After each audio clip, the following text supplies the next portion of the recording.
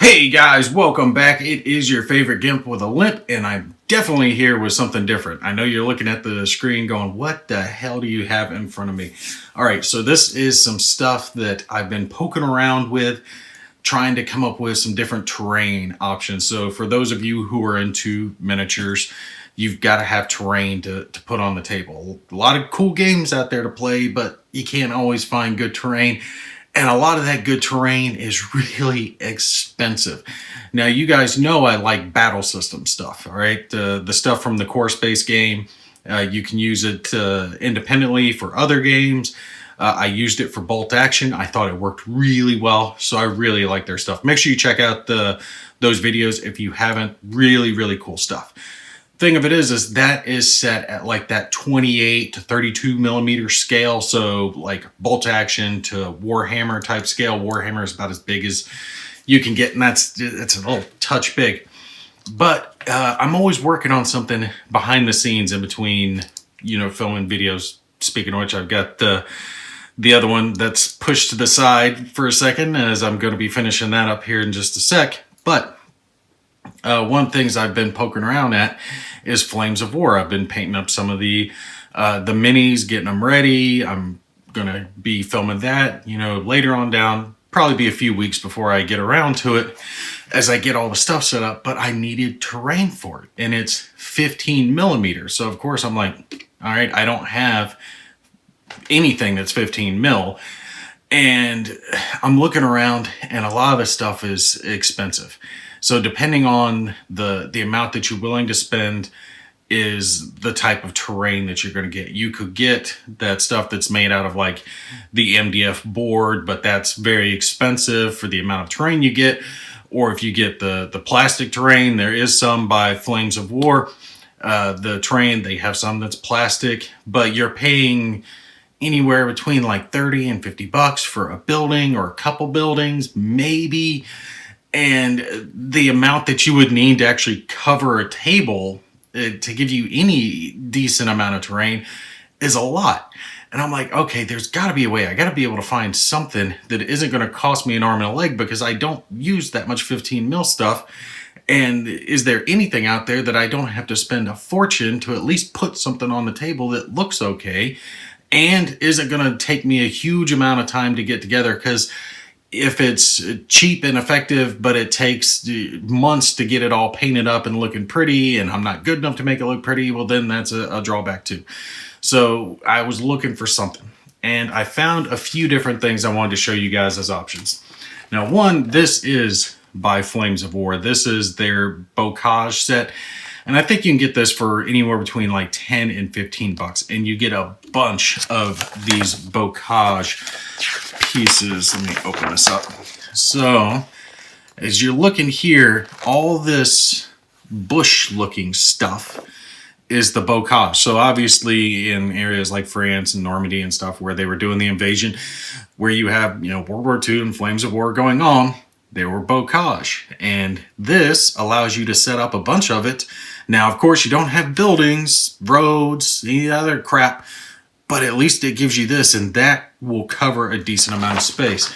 So I want to show you guys that. And this, like so many other different types of terrain, is paper, but it looks good on the table. All you gotta do is fold it out. You see it's got a little triangle look down here to it, because it comes flat in the pack, and then you push it to where it folds out. Now, I did have to kind of double crease this back into it to get it to where it would actually sit flat, because it kept trying to push itself back out. That was a little bit of a pain in the butt. But once I have this, I've got a handful of these that I can now string together just like this. And there's a little flat piece here. And I went ahead and glued this closed, because this was a fold, and here is a fold, and I glued that as well. To make it to where it would stay put without having to fold itself out. But you can see easily on this all the different type stuff that you can start setting up with it. And what I've seen other people do before, like some of these little wheat fields, they'll use things like a little section of carpet, right? You go to the right store, you might find these little squares of carpet that you can set down. And then you put a couple of those down, some bocages, and I've actually found some decent streets that you can just roll out neoprene mats. You guys will see that when I film Flames of War. Those are a little more expensive, but I think they were like $10 roughly for about 4 feet of it. So not too bad, but you're not wanting to spend a fortune to get the terrain set up. So between this bocage set and the roads, we're looking at $20 to $30 depending on where you get it. And you've got a decent base, right? So obviously you're going to need, terrain to set out. Usually you can find some type of mat that's not going to be too expensive. You can roll out. That'll give you your base.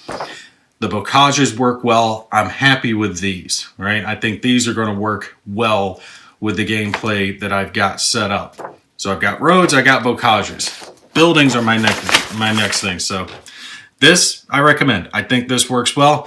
I like the material these are made out of. Nice and sturdy. I don't have to worry about bending this to the point that it's not really going to be functional. All right. Only problem is whether or not I will have it able to be folded back. The ones that fold out like this and I glue, they can't be folded back down flat. So that's something you're gonna have to decide for yourself if you want to be able to fold them back flat or not for easy storage. These, though, I definitely recommend. You can find them on Miniature Market, maybe Amazon, other game stores. You can order this pack from, and like I said, it's going to cost you maybe $10 to $15, and that's not too much to give you a good amount. I think paper is a way to go to get some extra terrain on the board. Like Core Space, the battle system stuff, theirs is all like thicker cardstock, right? Now, I found this as well. This is from a company called Paper Terrains. So I ordered one of their packs so I could check it out and kind of give you an idea of how well their stuff works. Here we've got the 15 millimeter Central European Hamlet pack number 2, $25. Okay. And it shows you all the different buildings. So this is what you get in this pack. And you're looking at it and like, okay, that's pretty good. That's a decent amount of terrain. And that's what I was thinking. I was like, okay, $25 for a bunch of buildings. I can set up a little village, streets, whatever. Now the bases that you're seeing here, that does not come with it. It's just the paper. And that's what this company is called. You can see right down here, paperterrain.com. They've got a bunch of different buildings. They've got a bunch of different scales. And since it's being printed, right, and sent to you, you can order it in different sizes. You can get this stuff in 28 mil versus 15 mil if you want to. Thing of that is, obviously for the bigger scale, it's going to cost more because it's going to take more resources. Do keep that in mind, but it really wasn't that much more. I think this in 28 mil was something like $30, maybe 35, somewhere around there, but it's not too much more to adjust between the scales. I like how this is set up. And I've tried the battle system stuff before. I was like, okay, I'm down with paper terrain. I'm wholly willing to give this a shot and see how this works out. So this is what I got. It's got a bunch of sheets of cardstock here, and then they've stapled to the front of it a little diagram that shows what you get and then how to put it all together. My only thing is I wish they would ship it a little bit differently. It came in a manila envelope, and it did say, you know, on it something, I forget what it was. Basically, it said, don't bend me. So they want to try to protect it, but I don't have a whole lot of faith in the Postal Service. So that might be something they would need to look into. Maybe a couple of wooden dowels or something in there they could put in that would make it less likely, because on the off chance that you get something that's creased, it's going to really mess it up. But I'm hoping that they would be willing to replace that. So, and just to show you guys the instructions, it goes here, it shows you down how you're supposed to fold things. And one of the things you need to do, and this is, it works, but it's very time consuming, is you need to lightly score with a little X-Acto blade. So I've got these out. I'm going to show you guys the tools you need for this type stuff. where the folds are to get it to fold easily. But this is cardstock, which means if you push just a little too hard, you're not scoring it, you're cutting through it, which is a potential problem. But it does show you neatly how they all go together, and I gotta give it to them. They go together easy. And there's some neat stuff with this on how it can break down or work together. And show some more pieces. You get stuff like chimneys, you get walls, gates, buildings that are interestingly shaped, you know, your little garden walls here, posts for them, so cool stuff. And just to show you guys, here is the pack that I got. Now this upper sheet I've already cut off because I've made a few of the buildings on there to show you guys how it looks. But this is what it looks like on the paper. And I gotta say, it looks good. I'm happy with the design of it. It looks very good here on it. I just don't think this cardstock is thick enough. I think they should step that up just a little bit. But it's one of those cost and effect things. The thicker the paper is, the thicker this gets, the more it's going to cost. And one of the reasons I really like this is the fact that it is so cost effective. If this building set got squished by one of my kids, I'm out $25. I'm not wholly that concerned with it. I can order another pack. More of what would bother me is the time investment, because this takes a lot longer to put together and get set up right than the battle system stuff does. Battle system stuff goes together really quickly, and you would think this would, but it's the scoring that takes time. And I'll show you guys that here in just a second. But you guys can see the buildings move up in size, different stuff, and it looks good when it's all folded together. Let's take a look. Here's another one, and they do include some extra roofs. You can pick different colors if you want. That way you can make the buildings look a little bit different. It's a nice inclusion, whether you want thatched roofs or shingles. And let's see what else we got here. We've got roofs for the bigger buildings, and these are the walls that I was talking about. When those get folded over, that will become a wall of that length, and then those pieces there are the little posts that you'll kind of tack on to the end of it. I think we're down. Yep, got some more walls, some fencing, some more posts, gates, doors, just cool stuff, right? All looks good. And then here at the end, I chose red as an alternate color for some of the roofs. So you can use this or the ones that are printed there next to it. It's just up to you on what you want to do.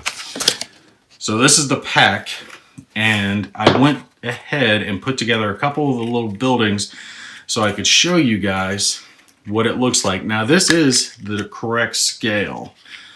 Just to show you, there is one of the Flames of War miniatures. And this is a little shed, okay, like a little tool shed, so it's not a big building. But you can see he matches up with the door. So maybe like a millimeter bigger would be perfect, but I mean, perfect scale. It's going to look fine with these pieces here next to it. I went ahead and put together one of the bigger buildings as well. And obviously it's a lot smaller than it looks like on the paper, but it's 15 mil scale. Now, if you look real close there at the top, you can see where I scored it along the line. And that's the real time consuming part with this, because you need certain tools to do this. I was kind of fluctuating on what I was going to do. Scissors will work for the most part to cut out the big pieces, but when it comes down to stuff that's not just a perfect straight line, you have to resort to an X-Acto blade. You have to have one of these, because they will not fold correctly if you don't score those lines. The little pieces here, like right there, those little folds, you see how small that fold is. Obviously these would be easier to put together if they were bigger. So part of the difficulty I'm having is the scale. The scale is 15 millimeters, so it's going to be smaller. That if it were 28 mil, it would be bigger, and I would have more paper to work with. But I've got just a couple of millimeters that I need to tuck under there to get it to fold, which means I have to come with the blade and very lightly score this paper just enough to cut through there to get that to fold exactly on the line. If you try to do it without scoring it, it's not going to fold correctly. You'll end up just squishing it. And you need to do that for every fold in every piece. That's time consuming. That is a pain in the ass.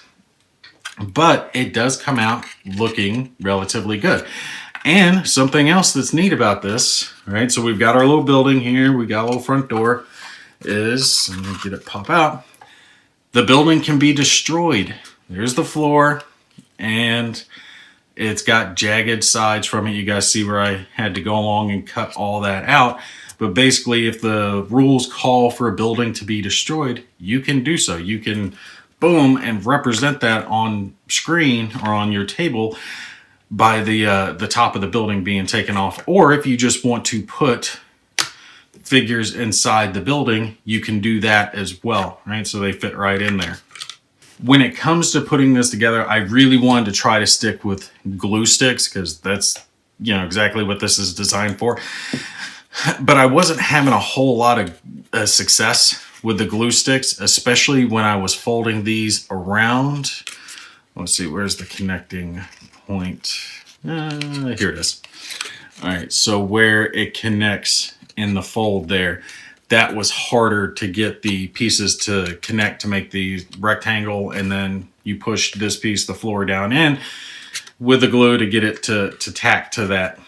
I found, honestly, I've resorted back to my little thicker bit of super glue, got it in the right place, put a little bit down, pushed it, and it gave me a good hold. Plus it hardens up this paper just a little bit. And honestly, that's the biggest drawback to this stuff, because you can see it's very light. It is very light. It is not thick cardstock. I really wish I would pay more. I would rather pay $5 more a set, maybe even $10 more a set, to have just a little bit thicker cardstock. I think the idea is great. Paper terrain that you can cut out, origami that shit together, and suddenly you've got a village, right? And even if you wanted to, you could have some do it like this instead of the buildings on top of each other. Have this one as a destroyed one, have that one as just a regular one, just to give you extra terrain. So in a way, you could do it to where you have more than what's technically in the pack. And it's going to look good. I think the look of it is perfectly fine. It'll look great when it's on the table and tanks are rolling up the street and coming around. There's infantry tucked around the buildings. I think all that's good. I think what they're going for here is great, and they've done a good job with it. There's a lot of different options. There's a lot of different scale sizes.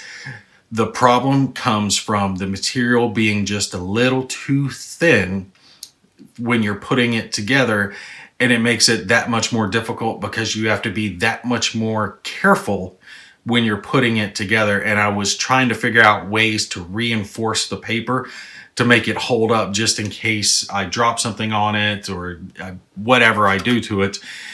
And I did try taking a little bit of Mod Podge that I wetted down, coming back over these creases where it connects, like the roof's a separate piece, painting it across with just an old crappy brush to fill this in, give it a little bit of strength, and it did give it some extra rigidity.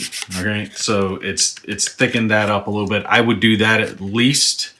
So I've come along in here where the floor was, I painted that with a little bit of water, just a little bit, right? Not soak it, just a little bit of watered down Mod Podge to come in and harden it up a little bit.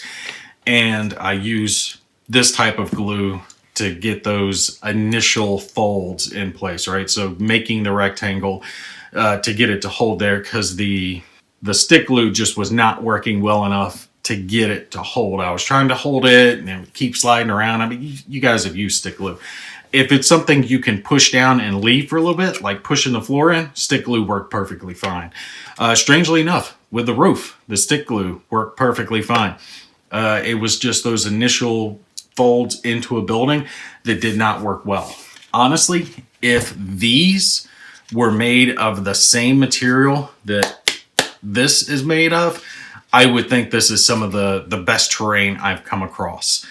I think it's just a smaller mom and pop operation. They're probably going to expand. I haven't come across them before. I just stumbled across them when I was looking for terrain. So I did want to give them some publicity here, shout them out a little bit, because I like what they're doing. I think this looks really well. I think it works really well.